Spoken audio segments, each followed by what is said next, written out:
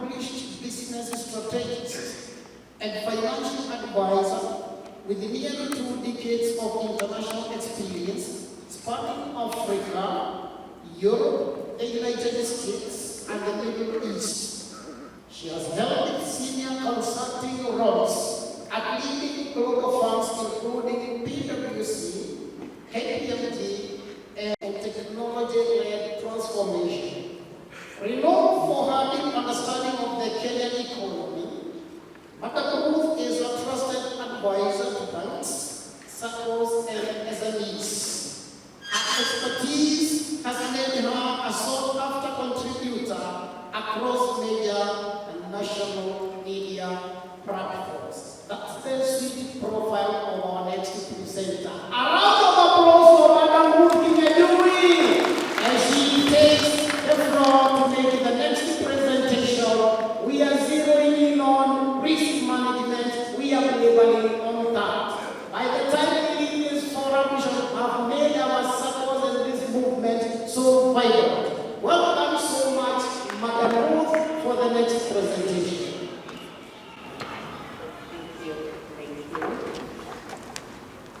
Thank you, from the chief guest,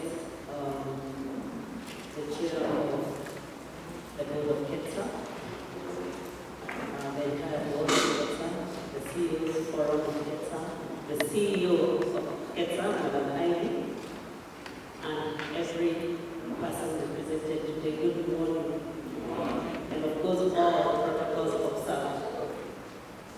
So I'm honored to be here today and of course to be speaking on this great subject. And I know it's a subject that we might not even exhaust within the few minutes or hour that we have ahead of us, but we are going to do a bit of good justice to it. Because the people who are here are the ones that are concerned with the issue of business. So first, I would like to understand if my slides will be running from there, and I think you coordinate it yourself. So maybe with that in mind, I can come down here. Oh, okay, it's fine. Oh, I can use yours. Thank you. You can hold on mine and I use it. Thank you so much. So thank you. So good morning. Good morning. You know, whenever we speak about risk sometimes can be seen as if it's an organization item. But whenever I do any kind of consultancy, I like relating risk to even personal level or to an individual level. Because risk is an everyday affair. Before even I start, it has been said that a lot of changes and risk posed in the next 4 or 5 years ahead than it was in the last 100 years. So, what does that mean to each one of us that we have to be aware of? Some of the governance and institutional risks that are surrounding us as organizations. But more so, what encourages me this morning is that the association that we are right now help us to relate with each other, and we can help each other in going through some of the risky landscape that is always ahead of us. I have a number of slides, and I wish you can run through them quickly. So, and I can ask each one of us here, what do we think or what do we feel when we hear about governance risk and board accountabilities for Sacco? Of course, there's a lot that has gone over previously when it comes to issues of risk and the risky environment that we feel as Saccos that we operate in. But as the people and individuals in this room, how do you feel that is risk that is surrounding you? The second sector, and I want to just reiterate the words of my earlier speaker, the guest speaker, and he spoke about how it is pronounced in the verse. And And in the bank, they have even a separate committee to report on a quarterly basis to their regulator on the issues of risk. However, when I look at the Sacco landscape, we are already managing more than 1.8 trillion. You know, compare that even to the current budget that it was just read, you can see that the Sacco is taking almost a third of almost the Kenyan budget or the Kenyan economy. So with that in mind, how can we be able to take advantage of the risks that are surrounding us and be able to progress and ensure that we can meet even more members in our growth trajectory, both as individuals but also as organizations. Okay? So we shall explore these management frameworks and hold responsibilities. But what is governance? You know, because governance is the foundation of risk management. And most of us, of course, sitting in boards and also in senior management, the whole process of being transparent, the whole process of being in a position of trust, and also being accountable. The reason we sit together today is because we are accountable to each other. We can be able to interrelate. We cannot mention governance without those three core foundations of trust, transparency, and also relationship, interrelationship with each other. Governance is about being a trusted member. By the time we rise to this level, it's because somebody trusted us and voted us in. There can never be governance and leadership without that in mind. And it is a heart that lies with member-focused model like that of a Sacco. It cannot be negated. And what are governance risks? What are the kind of issues that surround our organization, especially when we are leading? And these are the critical questions that we should be asking ourselves. My earlier speaker spoke about the prudential guidelines of bank number 14. But I know we have the SACCOs of the 2014 that have already been. But what happened most of the time, we do not review them as often as it would be. Or sometimes the delicate balance of who should be, whose responsibility is that. And today's topic is about pronouncing who should be doing what to ensure that our organizations are safe enough, to ensure that we can be able to maneuver the risky environment that is ahead of us, but still be able to keep our balance at stake. And that is the most important thing this morning. So, governance risks represent a lot of threats stemming from, of course, poor oversight. Sometimes some of the decisions we make, we can miss an oversight by how we are thinking, how we are looking at things. Are they in line by the decisions that we are making? Are they in line with what is happening in the market? And this I say that because sometimes we can make decisions being ignorant of really what is going on around us. And that brings about the whole issue of just poor oversight. Sometimes risk is not something that you can be able to stand here and say it's somebody's responsibility. However, we cannot even stand and say it was the fault of somebody, but it's a collective decision to ensure that in the decisions we are making, because people sitting in this room are more of decision makers, how well are the informed decisions that we are getting? For example, when we are going with the majority, say the decision of the board by the majority, how well is it informed? And these are things that stems out. Actually, when I look at governance, it stems out more from an individual decision. And I take it back, an individual decision to come to the board. That is the first thing. An individual decision to make the right decision for the organization. And it stems and it goes to the depth of that. And these are some of the governance risks that one should start thinking about. How well are your informed decisions? Do they have some poor oversight? These are some of the quick questions that we can ask ourselves even as we go along. Are we having weak controls of course, there can be weak controls. Have we identified them? And we are going to look at that as we go along in the other slide. But also one of the things that I've seen that affects Sacco leadership as much is the whole issue about the maligned, the whole issue about maligned incentive. It does not mean that our decisions can always go together, but how digressive are they? Can we be able to bring them together and move as one? Because whenever we move as one, it makes it easier to make good decisions for our organization.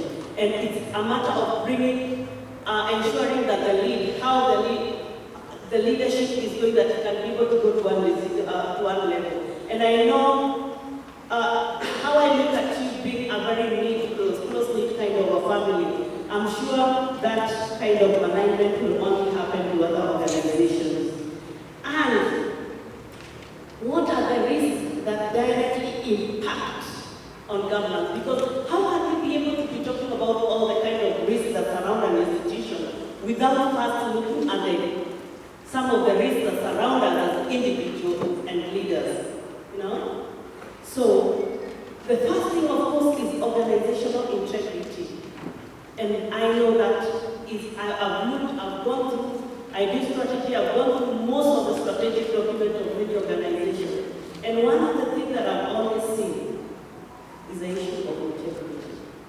How can we ensure that integrity still continues standing out and standing out? Yeah, because any kind of risk will impact on integrity. Financial solvency, we're in the business of money. How good are we? Do we still have the potential? Do we have the capacity to still serve our members? Because any kind of risk, governance risk, will affect how we serve our members. There's a whole other thing about regulatory compliance. I know SACCO is always mentioned, and I know, at this stage, we all know the kind of ratios each organization is looking at.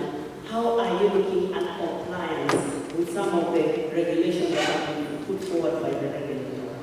And of course, the whole issue about reputational risk of organization. It is at the core of each organization to ensure that they can be able to take care of their reputation. And one of the things that I've seen in the cooperative movement is how well we are able to take care of reputational risk, because the fall of one is the fall of the other. And this stems down to who we are at the core of us. So we have to continuously continue to stand with the truth and with the things that we were called for. I normally look at the leadership at the board level, at the senior level, is more about a higher calling. But how well are you still going ahead with the higher calling? And with that in mind, I'm just trying to say that there's a lot of also the need to be self-aware. I really like this word intentionality or being self-aware. Governance is about intentionality. How have you decided that you're going to be taking the whole issue of intentionally being of good governance for your organization? And apparently, ladies and gentlemen, it goes even further. It goes to the impact you make not only as an organization but as an individual. And number two, it goes further to the legacy. I really like talking about the legacy at this point in time, to the legacy that you will leave, even as a person. The preacher of today, Chairman Alfred, spoke about risk and how to perceive it. And even coming here, it was an issue of risk. And seeing that everyone made it, it was a well-calculated risk. So, types of governance risk. Of course, we have the whole issue about board ineffectiveness. Is it an issue? Have you been doing your board evaluations? How are they going about? Are you making the right decision as a board? And it stems along to the decisions that are made in the direction, in the strategy that is drawn. How well are they going? How good are you reviewing them? How effective the decision? Can you be able to see the change? Are they implementable? Some of the things that are done at this particular point in time. The other issue on the types of risk, of course, is internal control. Previously, SACCOs have been seen or were seen to be of weak internal control, but not anymore. Why? I've operated in the banking sector for a very long time. And one of the things that I've identified or I've seen with the banks is that if there's one of the things that is, and especially because of the big data with banks and also the surrounding strict regulation, they ensure that the internal control is very tight. Actually, the whole committees of internal control or internal audit and risk is properly segregated. And how can we be able to ensure that we can, whether it's through the supervisory committee or the internal audit team, how can we ensure that our internal control, the processes, my earlier, the guest speaker spoke about PCP. One of the things that I've seen that is never reviewed regularly in organization is even the whole issue of simple things like policies. How often do we review them? How often? How much can we be able to interrelate with them and be able to correct them, or have we really given that work elsewhere? Whether it's PCP, whether it's any kind of policy, how good are we? And the internal controls comes in because it has to go through a process and a procedure, and policies are the ones that define that. Of course, non-compliance with regulation, it's not easy. There is so much regulation, whether with tax or regulators or how we run our business. Risk is there every day. Even of tax, it's not an easy thing, and breaches are there every day. But how can we ensure they are detonated? I was looking at the war, the recent call of war between Iran and Israel. And one of the things, people were anticipating all the kind of risks. All these guys, the uranium, they are going to bomb the whole world, it's going to be a World War III. There can be all kinds of scenarios. But leaders, one of the things it happens with scenario, we have to go with best case scenario. It's a decision to go with the best case kind of scenario because there will always be all scenarios, isn't it? Like we've been told about the Gorai branch, cooperative bank branch, but that does not stop business.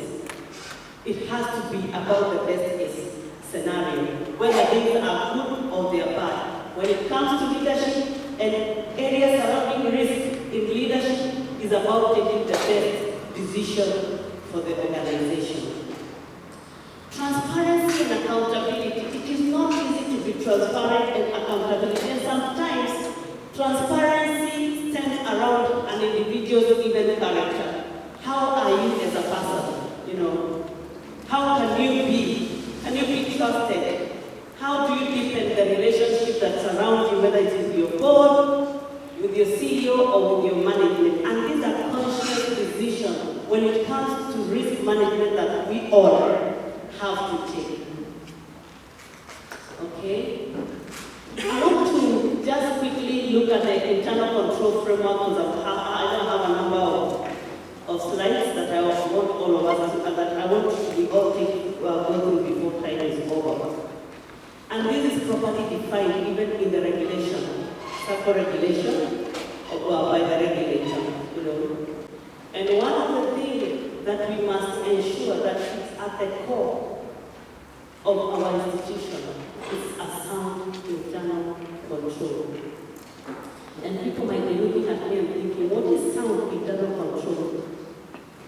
And it goes all the way to how you have defined your processes to move, how transparent they are, how they affect the size and the profile of the kind of Sacco that you are, because we are all different. And I'm talking that, cognizant that some of the Saccos here are bigger than the bank. I sit a lot in the bank, I even sit in a board in a bank, and I know that internal control will affect us as much as they will affect the bank. Why do I say that? Because I know the efficiency of serving Kenyans in this country lies with the Sacco sector. More so, you, the Teachers Association Sacco, that are doing well in moving in different trajectories of the economy to bring up the unbanked to the banked. If you have to do that well and prosper in your business, that you are looking into expansion, sound internal control is a subhead that should be in your board agenda, and see how to review. Whether it is how you interrelate or integrate with the supervisory committee to review the internal controls and how they are tied, but in the solving of an identification and solving some of the issues that are brought on the table. Risk identification, I know whether at the top level you can be able to tell what are the issues with your organization. As a chair of the board, as a board member, as a CEO, you know.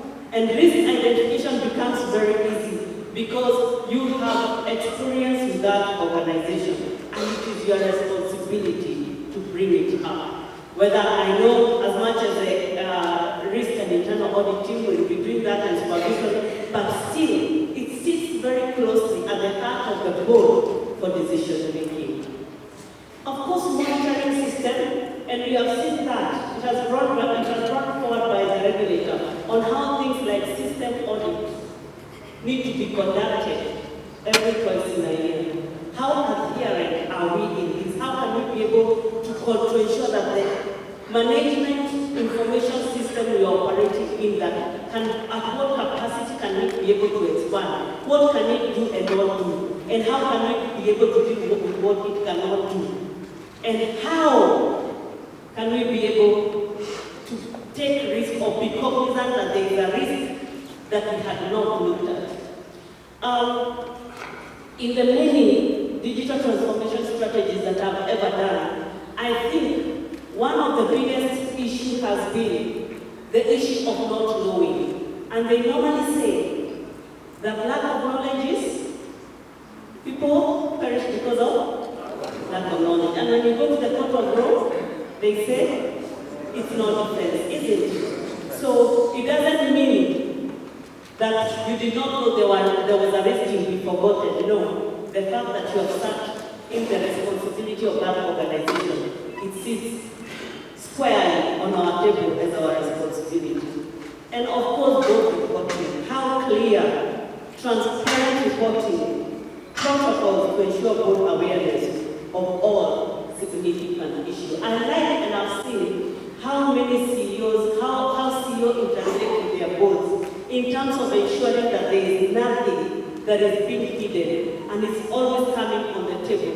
And that working conditions allow the organization, the leaders to lay bare and to know what is going on with every bit of the organization. Because risk, it cannot, maybe there is no that risk today, but tonight a certain risk can arise.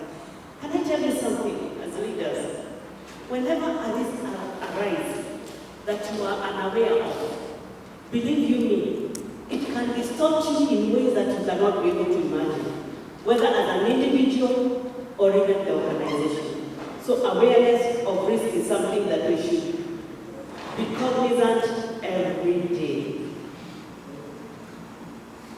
I've been doing a big research, especially about the Sacco of the future. How is the Sacco of the future going to look like? And whenever I say the Sacco of the future, is how the tomorrow, your tomorrow client will want you to serve you, and how the kind of services you'll be offering them. Maybe they might not be what you're offering them today, but have you been able to project and have an oversight, whether it is embedded in your strategic plan or not, on how the future of your Sacco will look like? Because securing your Sacco's future is the biggest kind of plan you can have to ensure that you mitigate risks. And of course, Strong governance represents more than regulatory compliance. Governance is because the people in here are committed to ensure that whatever arises, knowingly or unknowingly, they can still be able to handle it. And that is what is leadership. And it safeguards members' assets and build essential trust. Trust is what is going to show growth. We cannot, actually governance is the foundation that attracts even members to yourself as you grow, as you do your day-to-day affairs. And SACCOs that invest in governance framework gain significant competitive advantage.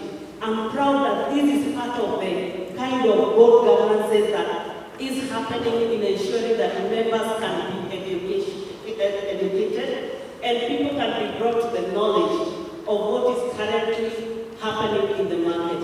I can tell you for a fact that risk is not a one-day affair. Risk, as the chairman of that SACCO, is an everyday affair. Is an everyday affair. You watch the news and you identify a risk.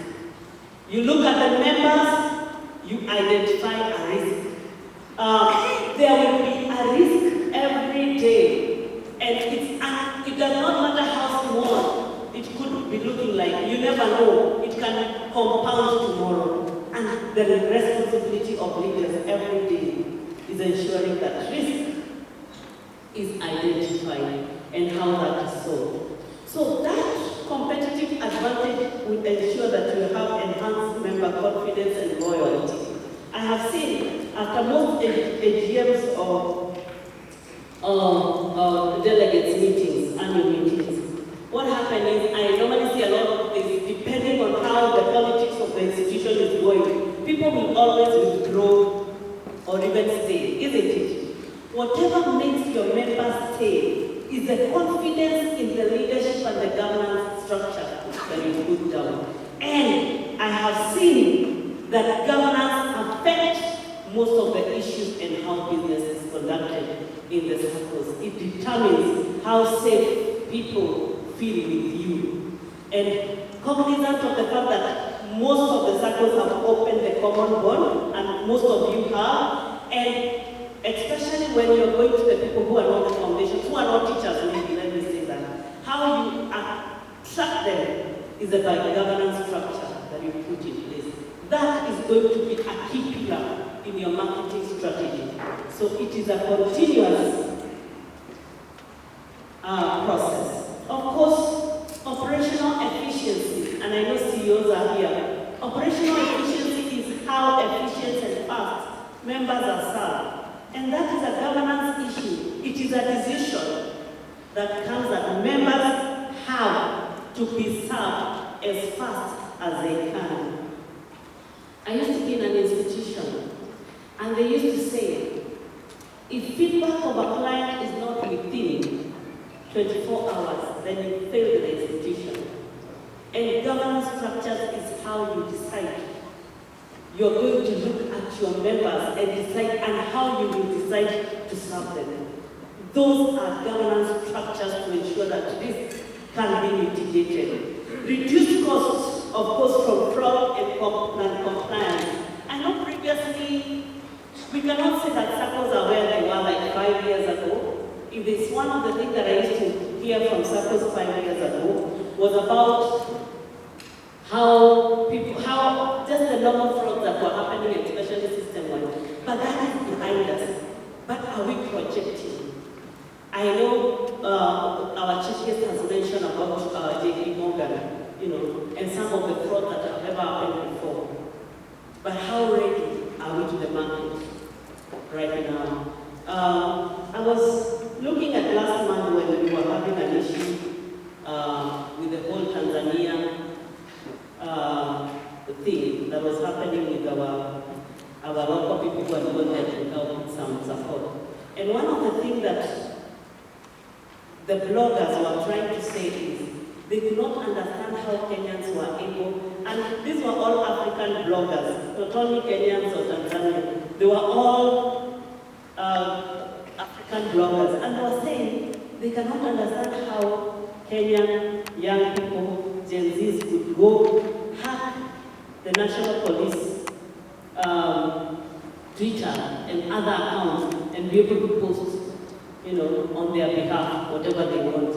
You can see the kind of risks that we post. Yesterday we saw one of the biggest kind of happening. But these people, it is more even ingrained, but even from an IT perspective, people are, there's a lot of changes happening every day, and it's how well we take that.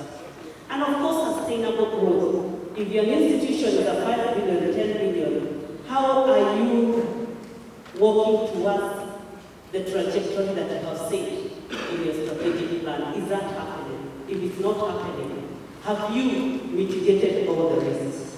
Okay? Of course, the core purpose of Sacco governance is long-term sustainability. Sustainability. That the business of the day, of the institution that you're sitting, will continue today, tomorrow, and days long after you're gone. Sustainable business, and the members and areas that you operate in are going to still benefit from the decision that you have made. And foundations. One day I was analyzing the economy, and somebody said that the coffee bushes that are normally there even today, or where we get coffee today, they were done more than 40 years ago. And it took me about the decisions made at this level go a long way. Member protection, safeguarding. Whenever we are going to the MSMEs, we are going to a sensitive sector, to a people that have been left out, but people needing trust and protection. And it lies a lot in the core purpose of governance. And of course, balancing interests. Let me tell you, leadership is a good thing. Whenever you stand in leadership, it brings in a lot of opportunity, isn't it? Come on, guys. Let's talk, isn't it? It brings a lot of opportunity, and leadership is good. And leadership is something that I encourage everyone, because it comes with a lot of opportunity. But how well? Because those opportunities will come and they can easily digress your initial interest. How are you managing that? And is it a risk? And if it's a risk, how well are you managing it? It's good to be aware so that in case of anything you can be able to defend your position, isn't it? So you can see, as much as it's an organization affair, it goes down to the core values of an individual. It goes down. And let me tell you, whenever I analyze the economy, I normally say leaders in any aspect, they can decide to change this Kenya or not. And my biggest hope as an individual, as a cooperator, is that the Sacco movement is able to overturn the economy of this country to anything anyone has never imagined. And I'll tell you why. We are already at 1.8 trillion in asset base, holding the biggest part of the GDP. There is nothing that is impossible. The decisions that we make every day take us towards there. So balance your interests, balance your leadership, and see how well you can go with that. Okay? So,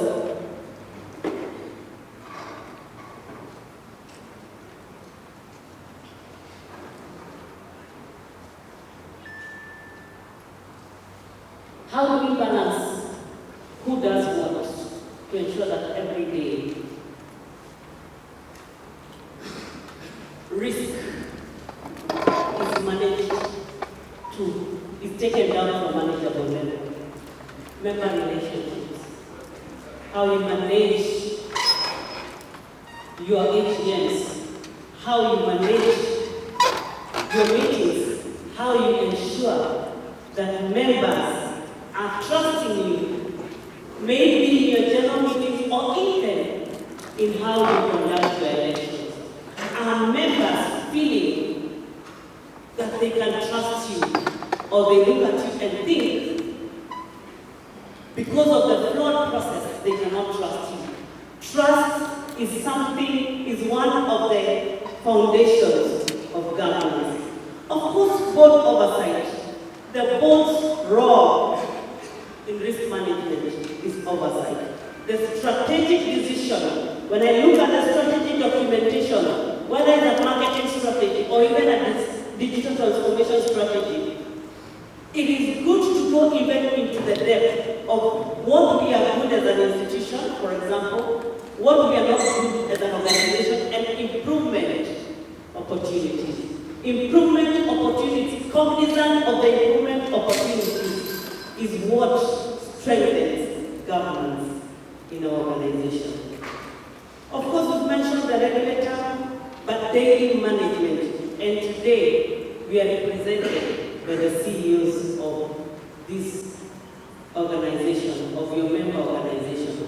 And looking at most of you, daily operations is what is at the core of implementing board policies and whatever has been given as a strategic direction.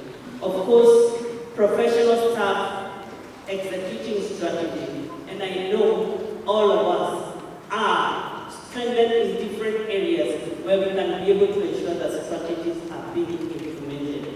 And the chairman, I know that you know that your strategy is being implemented. Let me ask a question. And these ones I'll ask to the chairman and board members. How many here stand and are sure that their strategy is being implemented? They review continuously. By a show of hands. By a show of hands. Come on, not only this side. Can I ask the question again? How many know, how many board members know that their CEOs are implementing the strategy?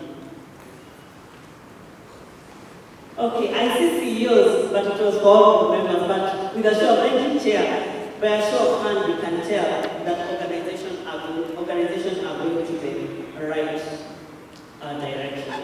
I think one of the things that my earlier, the guest speaker spoke about is the role and responsibility of everyone who has been mandated with what in the organization. And one of the most biggest undoing I've seen in SACCOs is where a role is left to somebody and they run it the way they can be able to do based on expertise. But are there people looking at what is actually being done on the ground? Of course, the CEO's position cannot be ignored. It is the biggest factor that cements the implementation of governance issues. You know, I'm lucky to have interacted with most of the CEOs here, and I know with the kind of result that they have, organizations are heading to the right direction. But can more be done? And this is a big question. Yes, there is more that can be done because risk is an everyday affair. Of course, the whole issue of supervisory and audit committee, do we have supervisory board people here represented by a show of hands? Oh, there are many, there are many.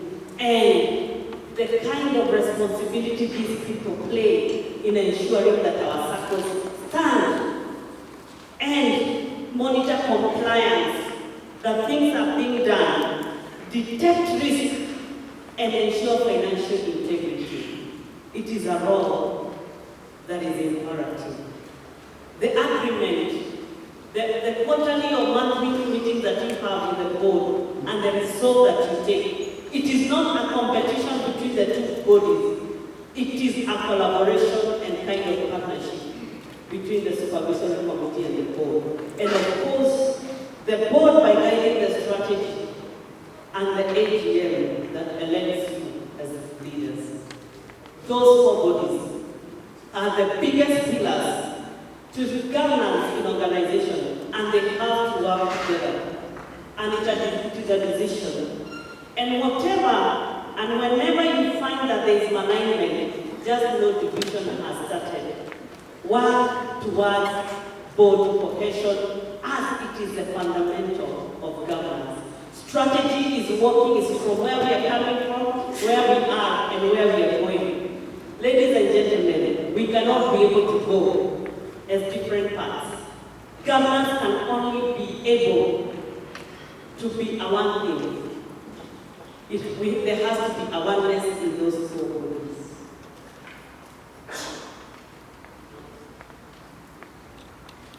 Transparency, and I go back to saying that accountability and transparency. Maybe I can give an example of what was happening yesterday. The reason why people went out to protest yesterday, I was analyzing and thinking it was only because of two things. That people felt there was no transparency. And number two, people also felt there was no accountability.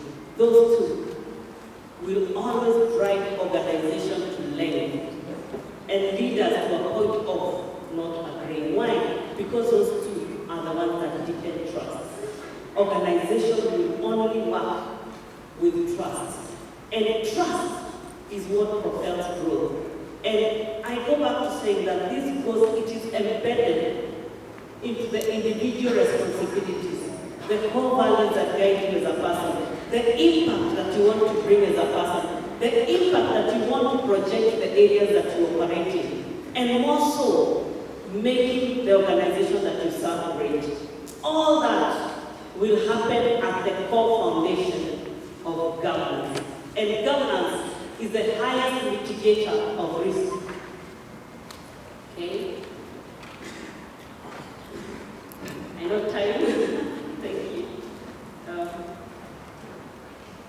Before I wind up, I had said I have a number of challenges that I will share this, because some of them are highly outlined well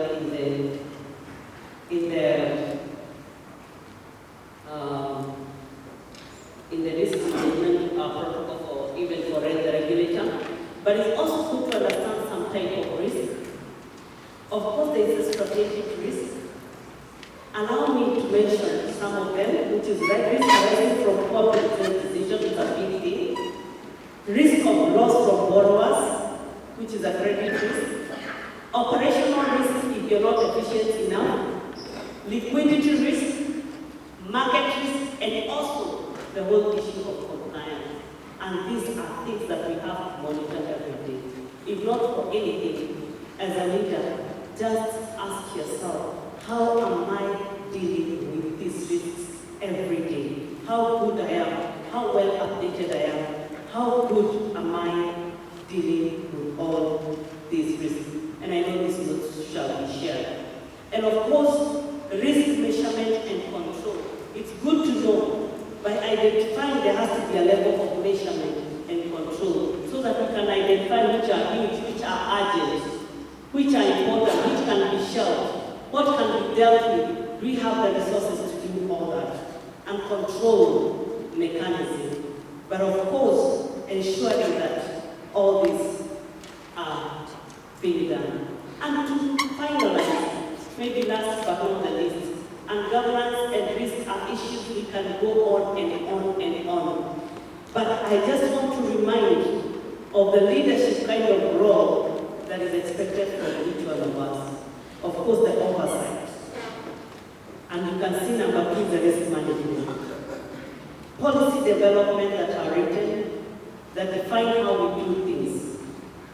Management selection, the people you bring on board, whether it's your cousin or your family, the people you bring on board, and of course, how well you're representing your members. Ladies and gentlemen, that is a core foundation of good governance. Remember, risk is an everyday thing. Governance is an everyday thing. And leadership is an everyday thing. Thank you very much.